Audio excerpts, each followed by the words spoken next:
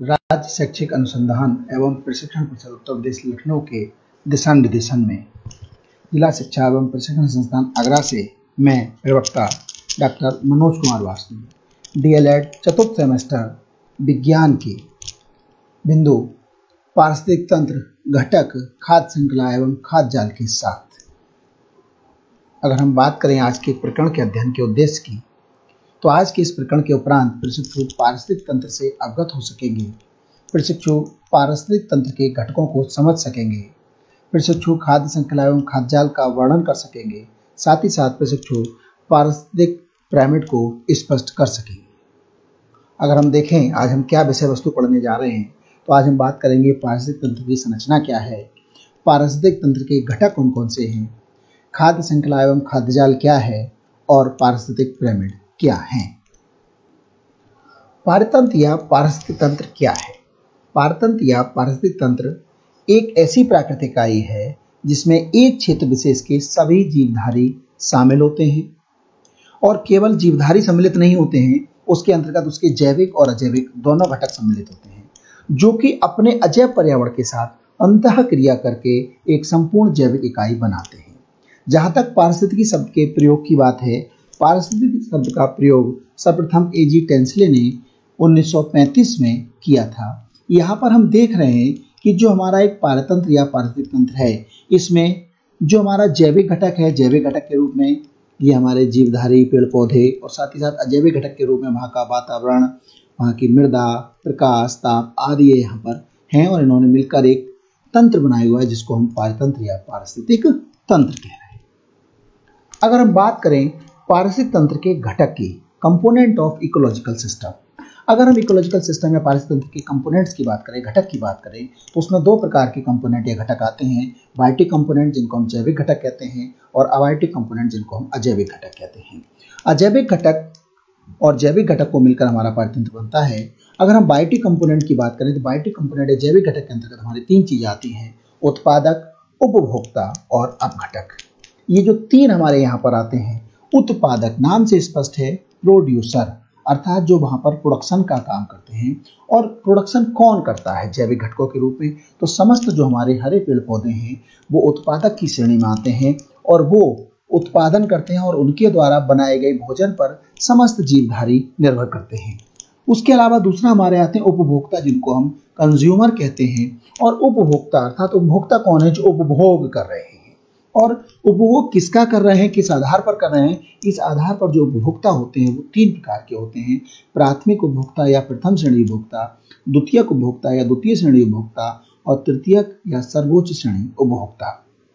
अगर हम बात करें प्राइमरी कंज्यूमर या प्राथमिक उपभोक्ताओं की, तो प्राथमिक उपभोक्ता या प्राइमरी कंज्यूमर वो होते हैं जो सीधे सीधे अपना भोजन पेड़ पौधों से प्राप्त करते हैं।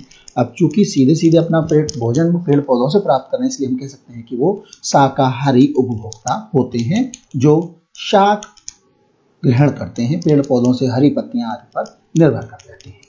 अगर हम बात करें द्वितीय श्रेणी उपभोक्ता, द्वितीय श्रेणी उपभोक्ता वो हैं जो अपना भोजन प्रथम श्रेणी उपभोक्ताओं से प्राप्त करते हैं। अब चूंकि प्रथम श्रेणी उपभोक्ता हमारे जीवधारी हैं, उन जीवों को ये खाते हैं, जंतुओं को खाते हैं, तो हमारे हम कहते हैं मांसाहारी उपभोक्ता, जो हमारे द्वितीय श्रेणी उपभोक्ता होते हैं।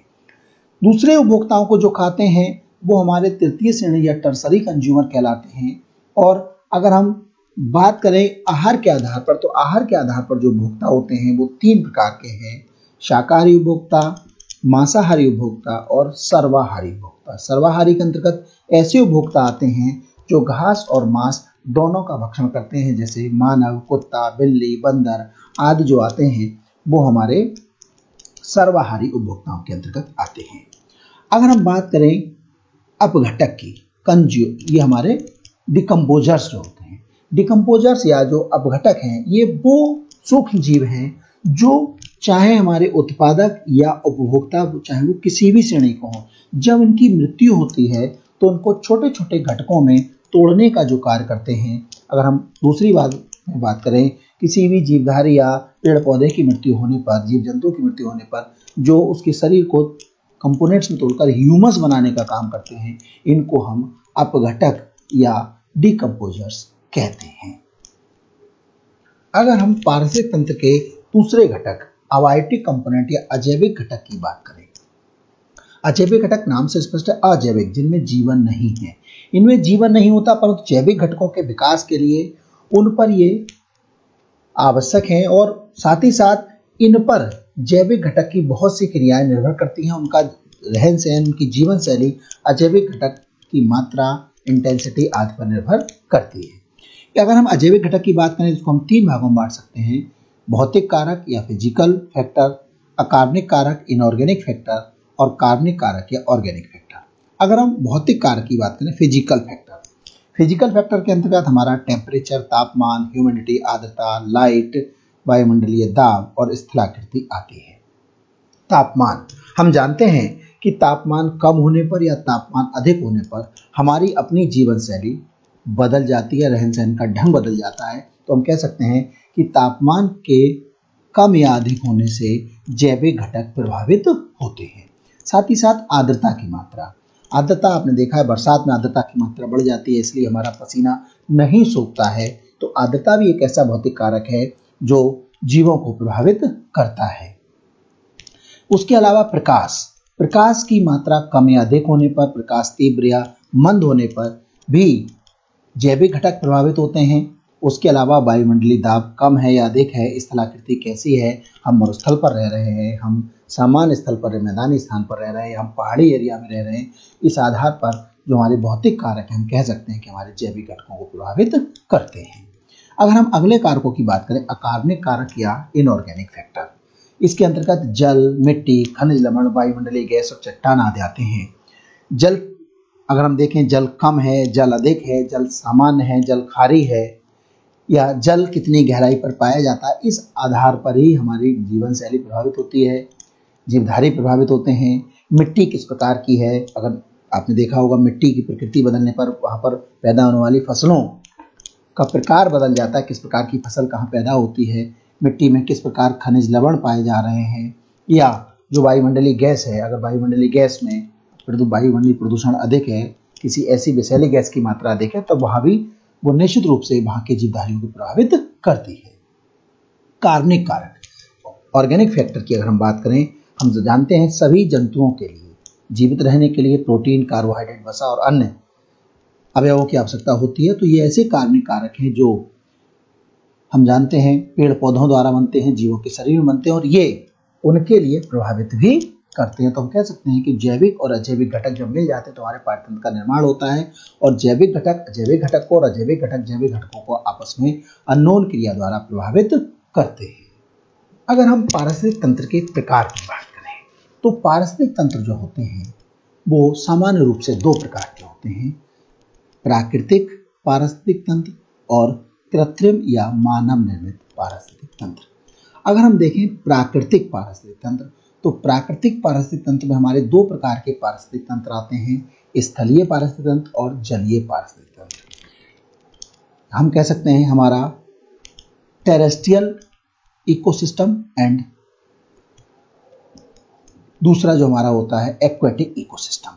तो जो हमारा स्थलीय पारिस्थितिक तंत्र है, स्थल, अब स्थल पर क्या है, वहां पर वन है, स्थल कैसा है, मरुस्थल है, या स्थल वहां पर घास का मैदान या हम कह सकते हैं ग्रासलैंड इकोसिस्टम है। तो जो हमारा स्थलीय पारिस्थितिक तंत्र इसको हम तीन भागों में बांट सकते हैं, फॉरेस्ट इकोसिस्टम जिसको हम वनीय पारिस्थितिक तंत्र कह रहे हैं, हमारा डेजर्ट इकोसिस्टम या मरुस्थलीय पारिस्थितिक तंत्र, या ग्रासलैंड इकोसिस्टम या घास के मैदान का पारिस्थितिक तंत्र।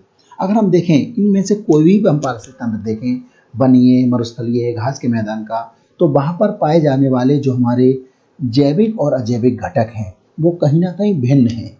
अगर हम वनीय पारिस्थितिक तंत्र की बात करें तो वहां पर प्रथम श्रेणी उपभोक्ता, द्वितीय श्रेणी उपभोक्ता, तृतीय श्रेणी उपभोक्ता अलग प्रकार के होंगे। अगर हम मरुस्थलीय पारिस्थितिक तंत्र की बात करें तो वहां पर प्रथम श्रेणी, द्वितीय श्रेणी, तृतीय श्रेणी उपभोक्ता अन्य प्रकार के होंगे। और अगर हम ग्रासलैंड या घास के मैदान की बात करें तो वहां पर जो हमारे उत्पादक प्रथम श्रेणी, द्वितीय श्रेणी, सर्वोच्च श्रेणी उपभोक्ता होंगे वो भिन्न प्रकार के होंगे। अगर हम प्राकृतिक पारिस्थितिक तंत्र के दूसरे प्रकार की बात करें, जलीय पारिस्थितिक तंत्र या एक्वेटिक इकोसिस्टम, तो जो हमारा एक्वेटिक इकोसिस्टम है वो भी दो प्रकार का होता है कि जो हमारा जल है वो अलवणीय है या लवणीय है। अलवणीय जल का जो पारिस्थितिक तंत्र है, अलवणीय जिसको हम कहते हैं तो वो जो अलवणीय तंत्र, उसमें अंतर हमारी नदी, झरना, तालाब, झील आते हैं। इस आधार पर हम दो प्रकार के पारिस्थितिक तंत्र होते हैं। एक ऐसा जिसका जल हमेशा बहता रहता है जैसे नदी या झरने का पारिस्थितिक तंत्र, और ऐसा पारिस्थितिक तंत्र जलीय, अलवणीय जलीय, जिसका जल रुका हुआ होता है जैसे झील या तालाब का पारिस्थितिक तंत्र। तो झील या तालाब और नदी और झरने का जो पारिस्थितिक तंत्र है वो अलवणीय पारिस्थितिक तंत्र के अंतर्गत आता है। और यहाँ पर जो उत्पादक, उपभोक्ता और अपघटक होते हैं वो अन्य प्रकार के होते हैं। अगर हम देखें लवणीय जल का पारिस्थितिक तंत्र, लवणीय या सैलाइन वाटर जो है, हम जानते हैं ये लवणीय जल समुद्र में या महासागर आदि में पाया जाता है। तो यहाँ का जो पारिस्थितिक तंत्र है वो हमारा लवणीय जल का पारिस्थितिक तंत्र कहलाता है। अगर हम बात करें कृत्रिम या मानव निर्मित पारिस्थितिक तंत्र की, कृत्रिम आर्टिफिशियल इकोसिस्टम, मैनमेड इकोसिस्टम।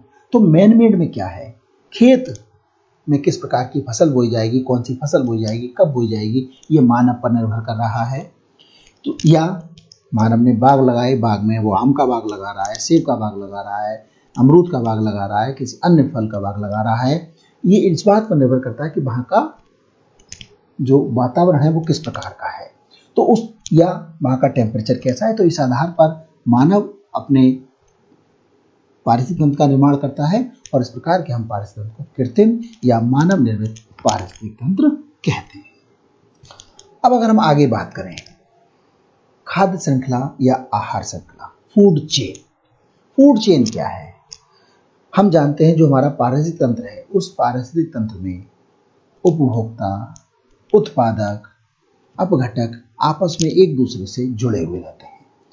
जब यही पारिस्थितिक तंत्र की जो पारस्परिक निर्भरता है उसको अगर हम देखें और एक दिशीय दिशा के रूप में देखें तो हम इसको परिभाषा रूप में किस प्रकार समझ सकते हैं कि पारिस्थितिक तंत्र के जीवों की भोजन के लिए पारस्परिक निर्भरता को प्रदर्शित करने वाली श्रृंखला खाद्य श्रृंखला कहलाती है। अर्थात किस प्रकार उत्पादक, उपभोक्ताओं की विभिन्न श्रेणियां और अपघटक एक दूसरे पर निर्भर हैं, इसकी निर्भरता को प्रदर्शित करने वाली सीधी श्रृंखला खाद्य श्रृंखला कहलाती है। अगर उसको दूसरे रूप में देखें, पोषण के लिए ऊर्जा का सरलतम एक दिशीय प्रवाह खाद्य श्रृंखला कहलाता है। Unidirectional flow of energy. तो यूनिडायरेक्शनल फ्लो क्या है, अगर हम इस चित्र के द्वारा यहाँ पर इसको स्पष्ट करें तो ये हमारा प्रोड्यूसर है, हमारा पौधा है, इसने भोजन का निर्माण किया, सूर्य से प्रकाश को लिया, वायुमंडल से कार्बन डाइऑक्साइड को लिया, जमीन से जल को लिया और अपने भोजन का निर्माण किया। इसके द्वारा निर्मित भोजन को शाकाहारी उपभोक्ता ने खाया, उस शाकाहारी को द्वितीय श्रेणी ने खाया, द्वितीय श्रेणी को तृतीय, उसके सर्वोच्च श्रेणी ने, और इनमें से किसी की भी मृत्यु होने पर डिकम्पोजर ने उसको नष्ट कर दिया। तो यहाँ पर जो यूनिडायरेक्शनल फ्लो है, इस यूनिडायरेक्शनल फ्लो को हम कहते हैं खाद्य श्रृंखला या आहार श्रृंखला। अगर हम अगला बिंदु देखें, खाद्य जाल, फूड वेब, इसको अगर हम परिभाषा के रूप में देखें, किसी पारिस्थितिक तंत्र में उपस्थित विभिन्न खाद्य श्रृंखलाएं एक दूसरे से संबद्ध होकर एक जाल रूपी संरचना का निर्माण करती हैं, जिसे हम खाद्य जाल कहते हैं। या हम देखें, जब विभिन्न खाद्य श्रृंखलाएं एक दूसरे को इस प्रकार ओवरलैप करने लगती हैं, एक दूसरे को इस प्रकार क्रॉस करने लगती हैं कि हम नहीं कह सकते कि कोई भी जो हमारा, चाहे वो प्रथम श्रेणी उपभोक्ता है, वो किसी विशेष द्वितीय श्रेणी के द्वारा ही उसका भक्षण किया जाएगा। हो सकता है कोई अन्य श्रृंखला का द्वितीय श्रेणी उपभोक्ता उसका भक्षण कर ले, सीधा सीधा तृतीय श्रेणी का उपभोक्ता उसका भक्षण कर ले। तो जब बहुत सी खाद्य श्रृंखलाएं एक दूसरे से जुड़ जाती हैं, उसी रूप में अगर हम परिभाषा को देखें कि पारिस्थितिकी तंत्र में पाई जाने वाली विभिन्न खाद्य श्रृंखलाओं के एक दूसरे से जुड़कर बने जाल को खाद्य जाल कहते हैं। तो हम कह सकते हैं कि जब बहुत सी खाद्य श्रृंखलाएं एक दूसरे को ओवरलैप करती हैं तो वहां पर एक जाल बन जाता है जिसको हम खाद्य जाल कह रहे हैं। जैसे अगर हम यहाँ देखें कि यहाँ पर ये घास है, ये पेड़ है, यहाँ पर शाकाहारी उपभोक्ता के रूप में ये खरगोश है, ये यहाँ पर बकरी है। तो यहाँ पर जरूरी नहीं कि बकरी को यहाँ पर जयकाल के द्वारा खाया जाए, बकरी को सीधा सीधा शेर भी यह खा सकता है, या ये जो चूहा है, चूहे को हो सकता है उल्लू खा ले, चूहे को हो सकता है सांप खा ले, चूहे को हो सकता है यहाँ पर चील खा ले, तो चूहे को यहाँ बिल्ली खा ले। तो यहाँ क्या है, जब विभिन्न खाद्य श्रृंखलाएं एक दूसरे को ओवरलैप कर रही हैं, ये जरूरी नहीं कि विशेष उपभोक्ता के द्वारा किसी विशेष का भक्षण किया जाएगा, किसी अन्य श्रृंखला का उपभोक्ता भी उसका भक्षण कर सकता है। तो जब बहुत सी खाद्य श्रृंखलाएं एक दूसरे से जुड़ जाती हैं तो जो जाल बनता है उसको हम खाद्य जाल कहते हैं। अगर हम आज के प्रकरण के अंतिम बिंदु की बात करें, इकोलॉजिकल पिरामिड या पारिस्थितिक पिरामिड। पिरामिड क्या है? किसी पारितंत्र में विभिन्न पोषण स्तरों का आलेखीय निरूपण पिरामिड कहलाता है। ये निम्न 3 प्रकार के होते हैं। हम जब देख रहे हैं कि जो हमारे विभिन्न ट्रॉपिक लेवल हैं, उन ट्रॉपिक लेवल को किस प्रकार हम आरेखी उनका निरूपण कर सकते हैं, किस प्रकार उनको हम ग्राफिकल रिप्रेजेंटेशन कर सकते हैं, ये जो हमारा रिप्रेजेंटेशन है वो हमारा पिरामिड कहलाता है। इस आधार पर जो हमारे पिरामिड होते हैं वो 3 प्रकार के होते हैं। जीव संख्या का pyramid, pyramid of number, pyramid of mass, जीव भार या मात्रा का पिरामिड, और पिरामिड ऑफ एनर्जी। जीव संख्या का पिरामिड, अगर हम पिरामिड की बात करें, यहाँ पर आपको 2 प्रकार के ये पिरामिड दिखाई दे रहे हैं। ये हमारा उल्टा पिरामिड है और ये सीधा पिरामिड है। पिरामिड उल्टा कब होता है, सीधा कब होता है? अगर हमारा चौड़ा वाला हिस्सा नीचे की ओर है और ऊपर की ओर जाने पर इसकी चौड़ाई कम होती जा रही है, या हम कह सकते हैं कि यहाँ पर संख्या कम होती जा रही है, तो यहाँ पर जो हमारा पिरामिड होगा वो सीधा होगा। और अगर इसका विपरीत है तो यहाँ पर पिरामिड हमारा उल्टा होगा। जैसे हम देखें, पहला जो हम यहाँ पर देख रहे हैं ये हमारा एक वृक्ष का पारितंत्र का है और पारितंत्र की जीव संख्या का पिरामिड है। यहाँ पर वृक्ष हमारा 1 है, परंतु उस वृक्ष पर पाए जाने वाले पक्षी या जीवों की संख्या निश्चित रूप से 1 से ज्यादा है। तो जब उत्तरोत्तर संख्या बढ़ रही है तो पिरामिड उल्टा बनेगा। अब यहाँ पर इन पक्षियों के शरीर पर पाए जाने वाले इन द्वितीयक श्रेणी उपभोक्ताओं की संख्या या उनके शरीर पर पाए जाने वाले पिस्सों, किल्ली आदि की संख्या और ज्यादा हो गई, तो हम कह सकते हैं। और उसके बाद इन पर निर्भर जो जीव है उनकी संख्या और अधिक हो गई, तो यहाँ पर जो हमारा पिरामिड बना वो उल्टा बना। तो हम कह सकते हैं इस प्रकार हमारा जीव संख्या का उल्टा पिरामिड बना। अगर हम एक घास के मैदान का पारितंत्र देखें, तो घास के मैदान में क्या है? घास के मैदान में निश्चित रूप से घास के पौधों की जो संख्या होगी वो घास के पौधों पर निर्भर टिड्डों की संख्या से ज्यादा होगी। अर्थात उत्पादक अधिक है, उनसे कम प्रथम श्रेणी उपभोक्ता है। उन टिड्डों से मेंढक की संख्या कम है, अर्थात द्वितीय श्रेणी उपभोक्ता उनसे भी कम है। मेंढक की संख्या सांप से अधिक है या सांपों की संख्या मेंढक से कम है, तो हम कह सकते हैं तृतीय श्रेणी की संख्या द्वितीय श्रेणी से कम है और तृतीय श्रेणी से सर्वोच्च की संख्या कम है। अर्थात ऊपर की ओर जाने पर लगातार संख्या में कमी आती जा रही है, तो हमारा पिरामिड सीधा बनेगा। तो इस प्रकार हम कह सकते हैं कि जीव संख्या का जो हमारा पिरामिड है वो उल्टा और सीधा दोनों प्रकार का बन सकता है। अगर हम बात करें यहाँ पर जीव भार या मात्रा का पिरामिड, जीव भार या मात्रा का पिरामिड भी हमारा उल्टा और सीधा दोनों प्रकार का बन सकता है। जैसे अगर हम एक वन के पारितंत्र की बात करें, तो वन में वहां पर पौधों का जो भार होगा, पेड़ों का जो भार होगा, वो निश्चित रूप से प्रथम श्रेणी उपभोक्ताओं या शाकाहारी उपभोक्ताओं से अधिक होगा। उन शाकाहारी उपभोक्ताओं का भार द्वितीय श्रेणी के भार से अधिक होगा और द्वितीय श्रेणी उपभोक्ताओं का जो भार होगा वो सर्वोच्च श्रेणी उपभोक्ताओं से अधिक होगा। तो इस प्रकार हम कह सकते हैं कि हम उत्पादक से जब हम सर्वोच्च श्रेणी उपभोक्ता की तरफ जा रहे हैं तो निश्चित रूप से उनके भार में क्या आती जा रही है? कमी आती जा रही है। जब कमी आती जा रही है तो इस प्रकार हमारा जो पिरामिड बना वो हमारा सीधा बनेगा। परंतु इसी को हम दूसरे रूप में देखें, हम एक जलीय पारिस्थितिकी को ले लें, तो जलीय पारिस्थितिकी के सापेक्ष जो हमारा जीव भार या मात्रा का पिरामिड बनेगा वो उल्टा बनेगा। अगर हम जलीय पारिस्थितिकी की बात करें तो वहां पर जो उत्पादक होंगे, जिनको हम फाइटोप्लैंक्टन्स कह रहे हैं, वो फाइटोप्लैंक्टन्स का जो मास होगा वो हर्बीवोरस या शाकाहारी वहां पर जो है प्रथम श्रेणी जो हमारे उपभोक्ता हैं उनसे क्या होगा? कम होगा। और जो हमारे शाकाहारी हैं उनका मांस क्या होगा? मांसाहारी से कम है। तो यहाँ पर आप देख रहे हैं कि जो पिरामिड बना वो उल्टा बना। तो हम कह सकते हैं कि जीव भार या मात्रा का जो पिरामिड है वो उल्टा और सीधा किसी भी प्रकार का बन सकता है। अगर हम बात करें ऊर्जा के पिरामिड की, तो ऊर्जा का जो पिरामिड है वो हमेशा सीधा बनता है, कभी भी वो उल्टा नहीं बनता है। क्योंकि हम जानते हैं जो सूर्य है, सूर्य से सबसे अधिक जो ऊर्जा प्राप्त होती है वो उत्पादकों को प्राप्त होती है। उत्पादकों से कम ऊर्जा प्रथम श्रेणी उपभोक्ताओं में हस्तांतरित होती है। प्रथम श्रेणी उपभोक्ताओं से कम ऊर्जा द्वितीय श्रेणी उपभोक्ताओं में हस्तांतरित होती है और द्वितीय श्रेणी उपभोक्ताओं से कम ऊर्जा तृतीय श्रेणी उपभोक्ताओं में हस्तांतरित होती है या सर्वोच्च श्रेणी उपभोक्ताओं में हस्तांतरित होती है। ऊर्जा का 10% का नियम है कि जितनी ऊर्जा उत्पादकों को प्राप्त होगी उसका 10% का हस्तांतरण शाकाहारी या प्रथम श्रेणी उपभोक्ताओं में होगा। शाकाहारी या प्रथम श्रेणी को जितनी ऊर्जा प्राप्त होगी उसका 10% का हस्तांतरण द्वितीय श्रेणी में होगा और द्वितीय श्रेणी को जितनी ऊर्जा प्राप्त होगी उसका तृतीय श्रेणी में, और तृतीय श्रेणी को जितनी ऊर्जा प्राप्त होगी उसका 10% का हस्तांतरण हम कह सकते हैं कि अपघटक या डिकम्पोजर्स में होगा। तो इस प्रकार ऊर्जा का पिरामिड हमेशा सीधा बनता है, जबकि जीव संख्या या जीव भार का पिरामिड इस बात पर निर्भर करता है कि वो पिरामिड कहाँ का है। वो उल्टा भी हो सकता है और वो सीधा भी हो सकता है। तो आज हमने चर्चा की कि पारिस्थितिक तंत्र क्या है, उसके घटक क्या हैं, पारिस्थितिक तंत्र के प्रकार क्या हैं और साथ ही साथ खाद्य श्रृंखला, खाद्य जाल और पिरामिड क्या हैं। धन्यवाद।